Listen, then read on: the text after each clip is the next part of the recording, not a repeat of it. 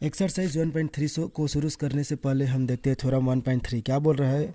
1.3 theorem, let p be a prime number if p divides a का square then p divides a where a is positive integer. मतलब क्या है, p prime number है, कोई prime number, जैसे कि आपको पता है प्राइम नंबर क्या होता है, 2 है ना, 3, 5, 7, ये सब क्या है, प्राइम नंबर है।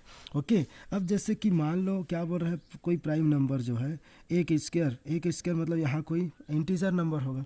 जैसे कि ए की जगह मैं ले लेता हूँ 4। अब 4 का स्क्वायर ले लिया, 4 के स्क्वायर को 2 डिवाइड कर रहा है, देख लीजिए 4 का स्क्वायर मतलब ये हो जाएगा 16/2 और 8। मतलब 4 के स्क्वायर को क्या किया, 2 डिवाइड किया, तो इसका मतलब बोल रहा है क्या कि 4 को भी 2 क्या करेगा, डिवाइड करेगा, तो 4/2 इज इक्वल टू 2, ये बोल रहा है ना। ये थ्योरम यही बोलना चाह रहा है कि p divides p be a prime number if p divides a का square then p divides a। मतलब किसी नंबर को जो प्राइम नंबर है ना, ए के स्क्वायर को डिवाइड करता है, तो वो प्राइम नंबर खुद ए को भी डिवाइड करता है ना। मतलब ए के स्क्वायर को अगर पी डिवाइड करता है तो इसका मतलब है कि ए को भी पी क्या करता है, डिवाइड करता है, ऐसा है ना। ए के स्क्वायर को प्राइम नंबर डिवाइड करता है तो ए को भी प्राइम नंबर जो है डिवाइड करता है। यही इस थ्योरम में बोलना चाह रहा है। इसी थ्योरम का यूज करके आगे का पूरा एक्सरसाइज 1.3 कंप्लीट करेंगे, राइट। तो इस थ्योरम को आप अच्छे से याद कर लीजिएगा। ओके, देखो क्वेश्चन फर्स्ट है एक्सरसाइज 1.3 का कि prove that root 5 is irrational. आप लोग जानते हो इरेशनल जो p बाई क्यू के फॉर्म में नहीं लिखा जा सकता उसको क्या बोलते हैं, इरेशनल नंबर। तो इसको हम क्या करते हैं, इसको उल्टा मानकर सॉल्व करेंगे, कंट्रेरी। ठीक है, कंट्रेरी मतलब रूट 5 इरेशनल है बोल रहा है, तो हम इसको मान लेते हैं, क्या मान लेते हैं कि लेट रूट 5 बी रेशनल मान लेते हैं, रेशनल नंबर। ठीक है, तो हम रूट 5 को क्या है बोल रहे हैं, रेशनल नंबर। तो अगर ये रेशनल नंबर है तो therefore we can find 2 integers a b, और बी क्या होना चाहिए, not equal to 0, such that root 5 को हम ऐसा लिख ले, रूट 5 a/b। ओके, कि अगर रूट 5 रेशनल नंबर है बोल रहे हैं तो therefore we can find 2 integers a b such that root 5 is equal to a/√b। अब इसको क्या कर सकते हैं, देखो इसका मतलब क्या है कि a और b, let a and b have a common factor other than 1। मतलब ए और बी क्या होना चाहिए, ए और बी ऐसा नंबर होना चाहिए जिसमें 1 के अलावा और कोई कॉमन फैक्टर नहीं होना चाहिए, 1 के अलावा। दैट इज हम बोल सकते हैं कि ए एंड बी आर को प्राइम। अब ये को प्राइम क्या होता है कि ऐसा नंबर जिनका HCF हाईएस्ट कॉमन फैक्टर क्या हो, 1 हो, उसको हम क्या बोलते हैं, को प्राइम बोलते हैं। जैसे ए और बी, ठीक है, कोई भी नंबर जैसे को प्राइम, यहाँ मैं एग्जांपल देख समझा दूँ, जैसे 2 और 3 है, तो 2 और 3 को प्राइम है क्योंकि इसका HCF क्या मिलेगा, HCF अगर हम इसका निकालेंगे HCF 2 एंड 3 का, तो क्या मिलेगा, ये 1 मिलेगा, है ना। ये एग्जांपल दे रहा हूँ ना, यहाँ इस इधर नहीं है, एग्जांपल दे रहे हैं इसमें, है ना। जैसे कि 3 और 5 का, तो इसका HCF निकालेंगे तो 1 आएगा, तो ये को प्राइम कहलाता है। ठीक है, तो को प्राइम ऐसा नंबर है जिनका HCF 1 होता है। तो यहाँ हम मान रहे हैं कि ए बी क्या है, को प्राइम है, मतलब इसका HCF क्या है, 1 है। ठीक है, मीन्स इसके कोई कॉमन फैक्टर नहीं है 1 के अलावा। अब हम इसको क्या लिख सकते, देखो जैसे कि यहाँ है ना, रूट 5 a/b को हम इसको ऐसा लिख लेते हैं, a is equal to root 5b, ऐसा लिख लेते हैं, रूट 5b ये लिख लेते हैं, राइट। ये इज इक्वल रूट 5/b। अब क्या करते हैं, इसको बोथ साइड स्क्वेयरिंग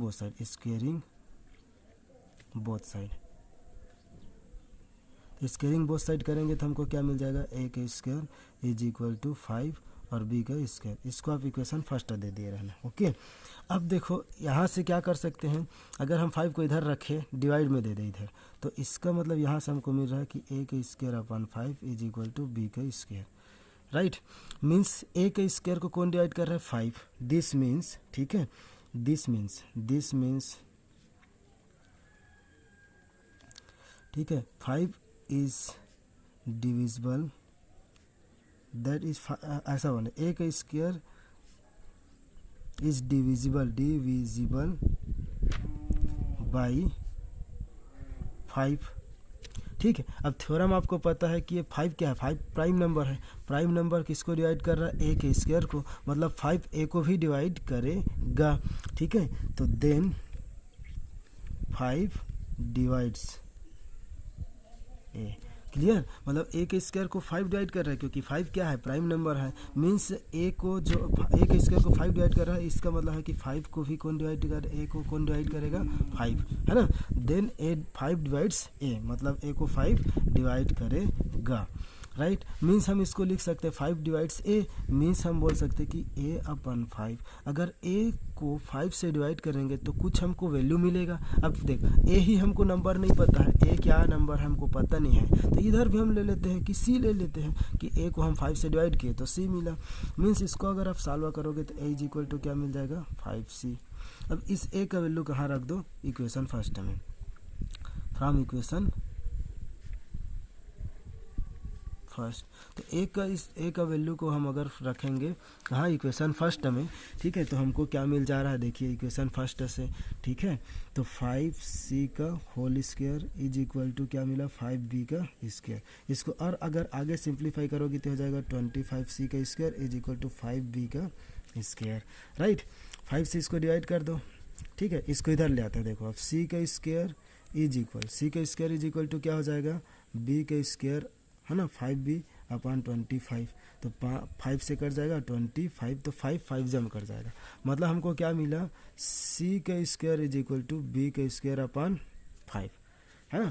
इसका मतलब क्या हुआ कि b के स्क्वायर को कौन डिवाइड कर रहा है? 5। अब फिर से आ गया, देखो b के स्क्वायर को 5 डिवाइड कर रहा है, मतलब फिर से b को कौन डिवाइड करेगा? 5। राइट, यहाँ हमको दिख क्या रहा है कि b के स्क्वायर को कौन डिवाइड कर रहा है? 5।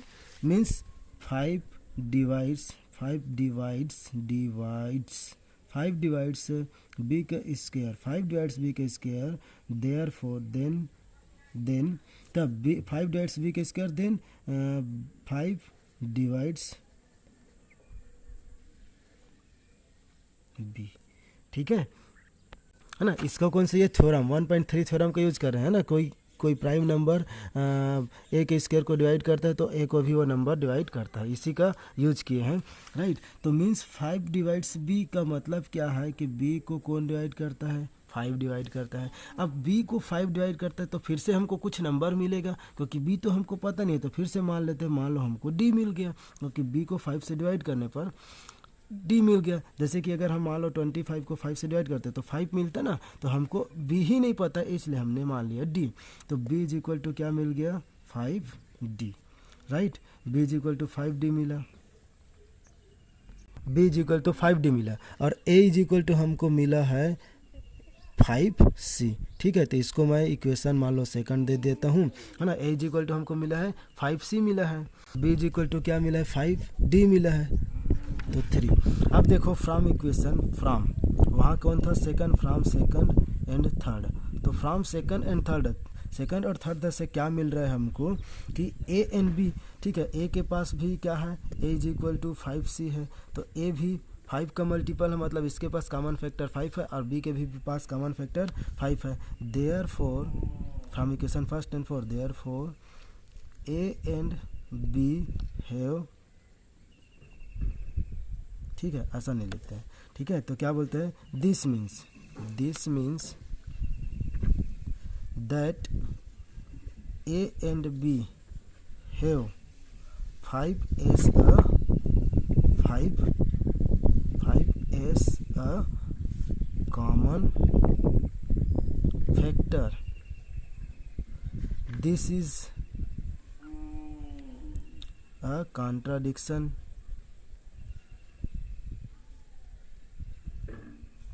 to the fact that a and b are co-prime. Okay, क्योंकि देख इक्वेशन सेकंड और थर्ड से हमको पता चल रहा है ना, ये उधर पिछले पेज में था, b इज इक्वल 5d मिला, a इज इक्वल 5d मिला, तो दोनों में कॉमन क्या मिल गया, 5 मिला था, मतलब this means a and b have 5 ऐसा कॉमन फैक्टर, 5 कॉमन फैक्टर रख रहा है, तो this is a contradiction to the factor that a and b are coprime, क्योंकि को प्राइम है तो उसके पास कॉमन फैक्टर क्या होना चाहिए, केवल 1 होना चाहिए, और यहाँ क्या मिल गया, 5 मिल गया, तो सो आवर एजम्पशन जो हम मान के चल रहे थे कि so our assumption is wrong, hence root 5 is irrational. ठीक है, तो इसी प्रकार अब आपको प्रूफ करने के लिए दे देगा कि √2, √3, √7, √11 जो भी हो, इसको क्या बोलो, इरेशनल प्रूफ करो बोलेगा, इरेशनल। तो सेम प्रोसेस यही करना है, इरेशनल प्रूफ करने के लिए अगर आपको बोलता है तो सेम प्रोसेस जो अभी आपको √5 का मैं करके दिखाया वैसे ही करना है। 5 की जगह 2 हो जाएगा, 3 के लिए करोगे 3 हो जाएगा, 7 के लिए करोगे 7 हो जाएगा, राइट। अब एक्सरसाइज 1.3 का सेकंड क्वेश्चन करते हैं। हमको बोल रहा है कि प्रो दैट 3 + 2 √5 इज इरेशनल। तो फिर से वही कंट्रेरी मान के सॉल्व करेंगे, कि कंट्रेरी मतलब उल्टा मान के, कि let us assume to the contrary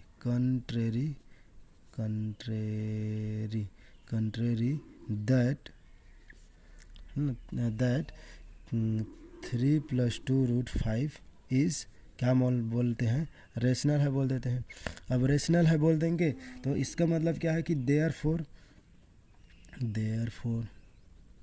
we can find 2 integer a and b, और b नॉट इक्वल टू क्या होना चाहिए, 0, सच दैट, है ना, b नॉट इक्वल टू क्या होना चाहिए, 0, सच दैट कि 3 + 2 √5 इज इक्वल टू a/b, ये हो जाएगा। ठीक, means let a and b have a common factor that 1। ठीक, इसको ऐसा इसमें नहीं लिखेंगे तो भी चल जाएगा। देखो इसको अब हम क्या कर सकते हैं, ठीक है, देखो अब हम इसको सॉल्व करने के लिए क्या करते हैं, इसको इधर ट्रांसफ़र करेंगे, तो 2 √5 तो a/b और -3 हो जाएगा, राइट। अब देखो इसको और सॉल्व कर लो, √5 इसको सॉल्व करेंगे तो ये हो जाएगा a, और ये इधर मल्टीप्लाई हो जाएगा तो 3b अपान क्या हो जाएगा, b, है ना, इसके नीचे कुछ नहीं, मतलब क्रॉस मल्टीप्लाई a और ये 3b अपान b। अब देखो √5, तो √5 इज इक्वल टू क्या हो जाएगा, a - 3b अपान, ठीक है, ये 2 नीचे आ जाएगा तो 2b हो जाएगा, राइट, ये मिला। अब आप देख रहे हो कि a एंड b क्या है, a एंड b कोई इंटीजर नंबर है, ठीक है, और देखो ये वाला क्या है, ये क्या है, इतना नंबर p/q के फॉर्म में है, p/q के फॉर्म में मतलब ये क्या है, रेशनल है, और √5 क्या है, ठीक है, √5, ठीक है, ये रेशनल है, और √5 क्या है, इरेशनल है। तो रेशनल और इरेशनल क्या इक्वल हो सकते हैं, कभी नहीं हो सकते, ठीक है। तो since a and b are integer, we get कि a - 3b upon 2b is rational, okay, and so, ठीक है, अब ये रेशनल है तो ये भी क्या होना पड़ेगा, इसको भी रेशनल बोलेंगे, सो √5 इज रेशनल। बट हम अभी प्रूफ किए हैं कि √5 क्या है, इरेशनल है, but this is contradict the fact that √5 is irrational।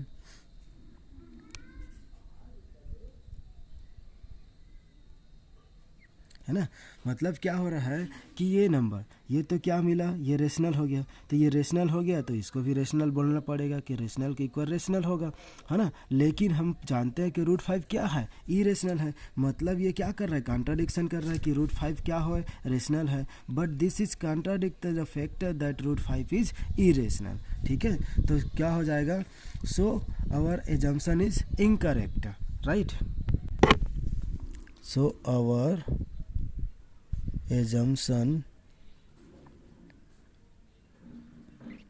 is incorrect